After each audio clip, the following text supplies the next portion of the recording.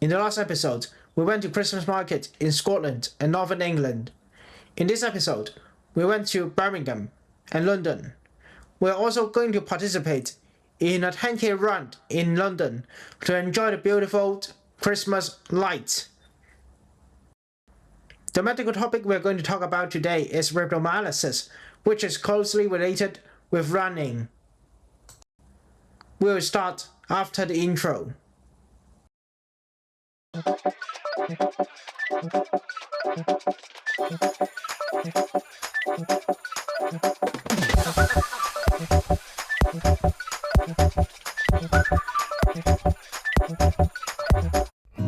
When people talk about the UK biggest Christmas market, there are actually two different answers, coming from two different elevation standards. Manchester's Christmas market have for many years been described by British media and travel platforms as the largest in the UK by overall scale. The reason is straightforward. A large number of stalls spread across multiple city centre squares, forming a citywide market system. Birmingham, on the other hand, is commonly referred to by official and tourism bodies as the UK's largest German Christmas market. That assessment comes from its formal cooperation with a German city, and from a single, continuous market route that runs through the city centre with a consistent style throughout. So both are called the biggest, just measured by different criteria. Manchester is about quantity and coverage. Birmingham is about continuity and consistency. In this Christmas market, actually I'm looking for a half-meter long German sausage. German sausage actually exists long before Christmas market did. As early as in the Middle Age, German cities were already making sausages, mainly as a way to preserve meat through cold winters. By the 14th and 15th centuries, winter's markets started appearing in cities like Nuremberg, Munich, and Frankfurt. Naturally, sausage becomes standard street food there. The really long sausage, though, come much later. In the 19th century, city got more crowded, winter stayed cold, and Christmas market were packed with people standing over hours. Food becomes simpler and more efficient.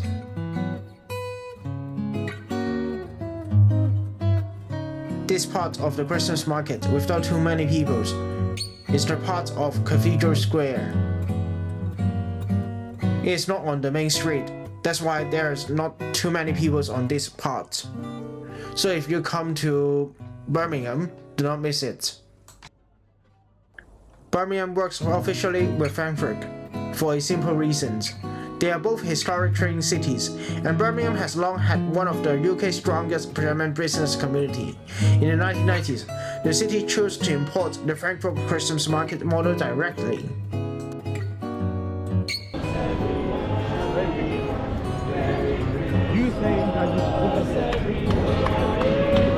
Merry Christmas, everyone.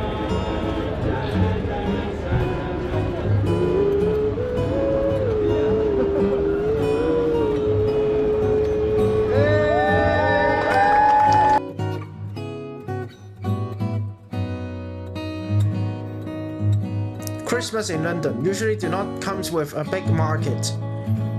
The Christmas market in London is often in different pieces. Around Tower Bridge, the Christmas stores are small. You do not necessarily come here to shop. Most people slow down, take photos, and move on. For most people, they just pass by and might spend some money, but it is not their goal.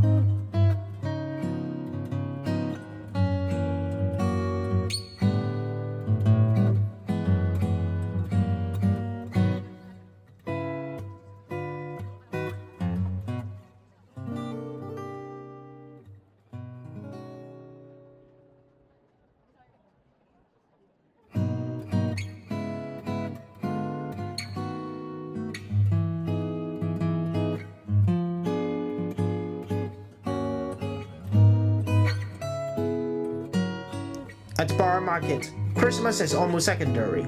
This place works all year round. Food is the main reason people come here.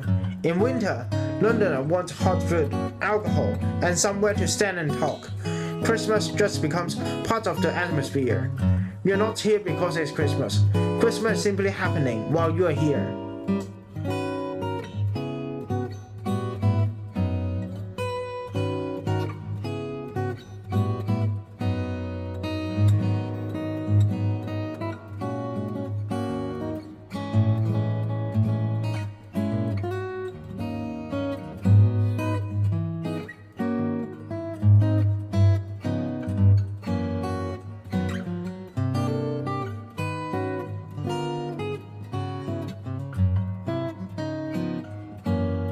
The South Bank Christmas market doesn't really behave like a market. It behaves like a walking route. You walk along the river. There are lights, stores, performance, but no pressure to stop or buy. This is very London. As long as there are enough people, the revenue is pretty much guaranteed.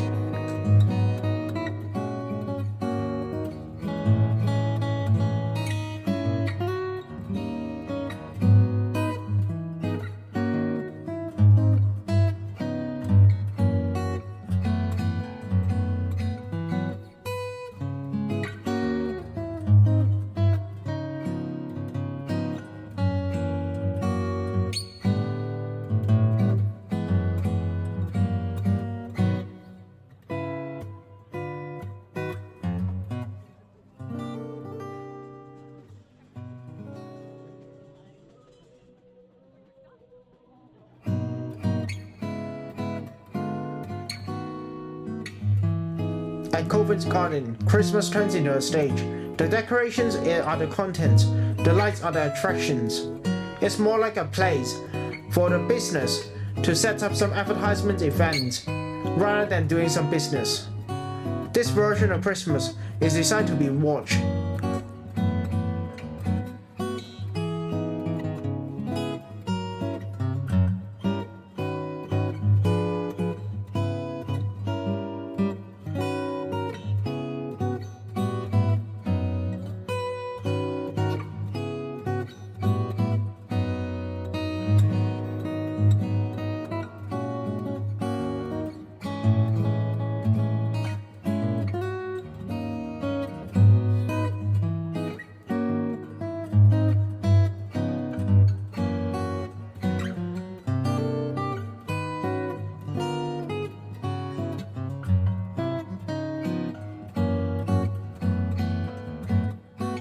Leicester Square is much more direct. This Christmas setup is clearly built for visitors. It's fast, compact, and efficient. You walk one loop, and you understand what's happening. It's not about depth, it's about clarity.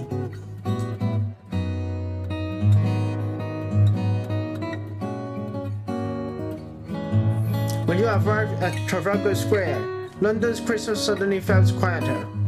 The Christmas tree here isn't British at all. It's a gift from Norway, sent every year since the end of World War II. During the war, Norway was occupied by Nazi Germany. Its government went into exile, and London became its base. Britons offered political refuge and support the region's military operations and resistance efforts. After the war, Norway chose to send a Christmas tree every year to London, not as a decoration, but as a public reminder of the moments when help was given and remembered.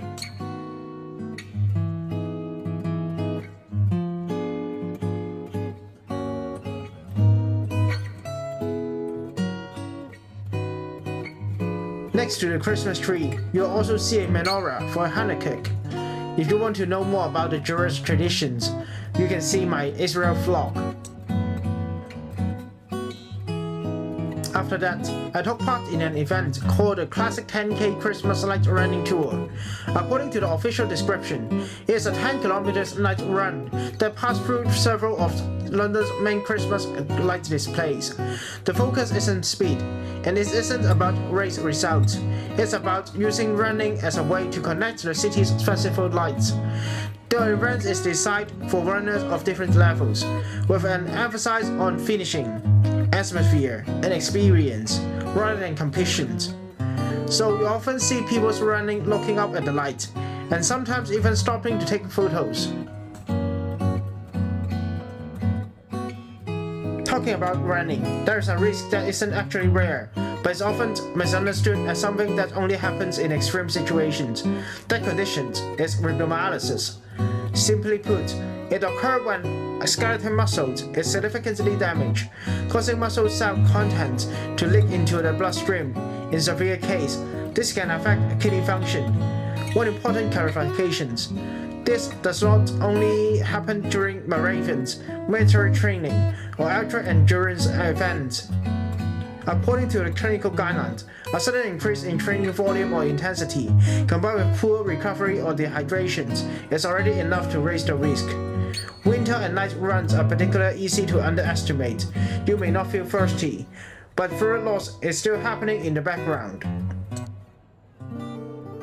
When it comes to the symptoms, guidelines consistently highlight several key red flags. First, urine that becomes noticeably dark, such as tea color or cola color. Second, a significant drop in the urine output, or almost no urine at all. Either of these suggests a risk of acute kidney injury and should prompt immediately medical evaluations. In addition, muscle pain that is clearly out of proportion, extreme fatigue, or unusual weaknesses should never be ignored. From a diagnostic standpoint, clinician relies on a marked elevation in creatine kinase, commonly defined as a more than 5 times the upper limit of normal. When it comes to management, the principles are actually very clear. First, stop exercising immediately. If rhabdomyolysis is suspected, all guidelines agree that activity should not continue. Second, hydration is the cornerstone of the treatment. Whether oral or intravenous depends on severity, but the goal is to maintain urine output and reduce kidney injury from myoglobin. If symptoms are significant, especially with dark urine or reduced urine output, hospital assessment is needed, including blood tests for kidney functions and electrolytes.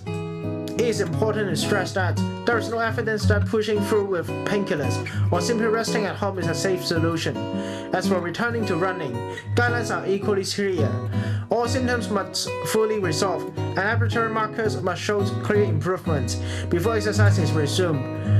Return should always be gradual and staged, walking first, then easy jogging, and only later increase distance and intensity, not jumping straight back to previous training levels. In terms of prevention, the key points are straightforward. Avoid sudden spike in training load. Maintain adequate hydration and account for fatigue during travel or periods of poor sleep and recovery. Clinical guidelines put it plainly. Rhabdomyolysis is usually not caused by a single workout, but by body that wasn't ready and was pushed too fast. Running itself isn't a problem.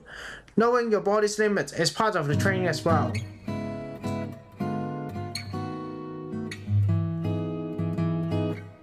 I would like to wish you all a Merry Christmas. If you like this video, please click the like. If you have any questions, please leave it in the comment section below. If you don't like it, share it to your friends. If you want to support this channel, you can buy me a coffee by scanning the QR code in the left lower corner. You can also find our bank details in the description box. I will see you next time. Thanks for watching.